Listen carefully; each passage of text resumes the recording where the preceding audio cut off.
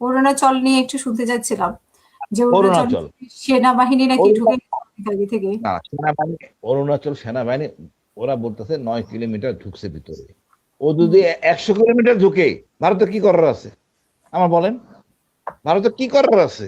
ও এখান দিয়ে ঢুকলে লাদাখ দিয়ে ঢুকে যাবে আবার। পাকিস্তান দাঁড়ায় আছে, তার মণিপুরে গ্যাঞ্জাম, নাগাল্যান্ড, ওর সবগুলোতে গ্যাঞ্জাম। সে তার নিজেরই সামলাতে পারতেছে না, তার মানে আবার শুভেন্দু অধিকারী আমল তামল বলে। আগামী দিনগুলিতে চীন আরো শক্তিশালী হবে।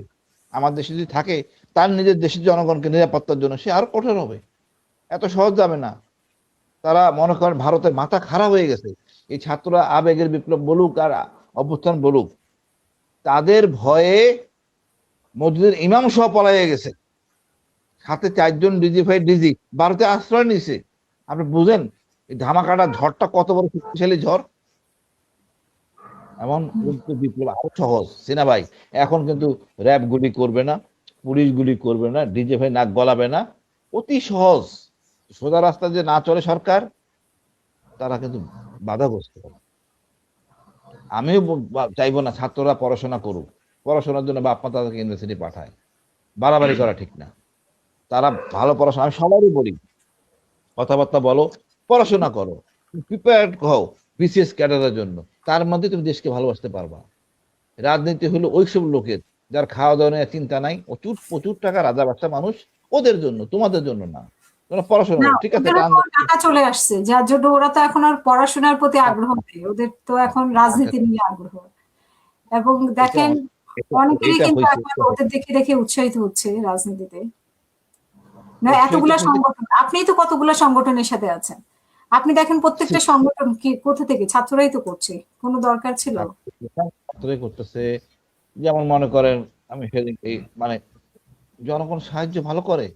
এই যে নির্বাচনের সময় জনগণ সাহায্য করছে, জনগণ নতুন প্রজন্ম চাচ্ছে। কারণ এই যে কলুষিত 54 বছরে যারা ঘুরে ফিরে আসতেছে, এদের কোনো পেশা নাই, ম্যাক্সিমাম লোকের পেশা রাজনীতি, মানে চাঁদাবাজি। আমরা তো এই জিনিস কতদিন দেখবো? এলাকায় জমি দখল, বাড়ি দখল, বালুর মাল দখল, এটা তো আমরা রাজনীতি করে আইছে। এখান থেকে উত্তরণের একটা ব্যবস্থা করতে হবে। এই জন্যই জুলাই বিপ্লবের সনদ হয়তো সমস্যা হচ্ছে, এবার হয় নাই, আগামী যাতে সহজ হবে না। আগামীতে যদি এই সনদ না হয়, বিএনপি তার নিজের সমস্যা নিজে সৃষ্টি করবে। আমার বিশ্বাস আমাদের বর্তমান প্রধানমন্ত্রী বেশ ম্যাচিউর ম্যাচিউর। আমি বলি তো সবসময় যে ওনার স্ত্রী পাইছেন গর্বিত এক ফ্যামিলির মেয়ে, ওনার যে মেয়ে সেও বেশ জ্ঞানী। তো ইচ্ছা করলেও যত মানে কর্মকাণ্ড তার সে বাইরে করুক, বাট কিছু সময়ের জন্য হলো 7-8 ঘন্টা আপনি বাসায় দেন। কোনো ভুল কথা করলে ওনার মেয়ে ফলো করতেছেন, ওনার স্ত্রী ফলো করতেছেন, বেশি দূর আসলে কাজ হবে না। একটু আস্তে আস্তে ঠিক হয়ে আসবে। আমাদের সেনাবাহিনী যেরকম ঘুরে গেছে, দেখেন সেনাপ্রধান নিয়ে আমি অনেক কথা বলতে উল্টো বিপক্ষে, এখন 4টা একটা ব্যাটালিয়ন 4 খলিফার নামে করে দিছে, তোর আমি আর কিভাবে গালি দিব? গালি দেওয়ার এটা জায়গা নিয়েও আছে, তো অনেক বুঝছেন? কথা আছে, হঠাৎ করে কেন চার ওই খলিফার নামে ওই যে করলো? ওই যে আপা, ওই সুশীল, ওই সুশীল আমরা সমস্যা। এরা এত ভীতু নত জানু। আমি তো পশ্চিমবঙ্গের লোকদের বলি, সুভাষ বসুর জাতি, সুভাষ বসুর ভয়ে ব্রিটিশ ভারত ছেড়ে গেছে। তারা এই আর্মি, ব্রিটিশ আর্মি তাবু থেকে রাত্রে রাত্রে বেরোতো না বার্মা ক্যাম্পেইনে, সুভাষ বসুর ভয়ে।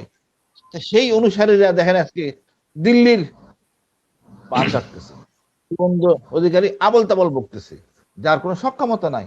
আমার সীমান্তে দেখেন বিডিআর এর সাথে জনগণ দাঁড়ায় আছে, রাত দিন কাজ করতেছে। ওদের বিএসএফ এর সাথে কোন জনগণ দেখছেন? হুম। নাই। এটাই বাস্তবতা। যুদ্ধ হলে আমরা এপার বাংলা ওপার বাংলা সব এক।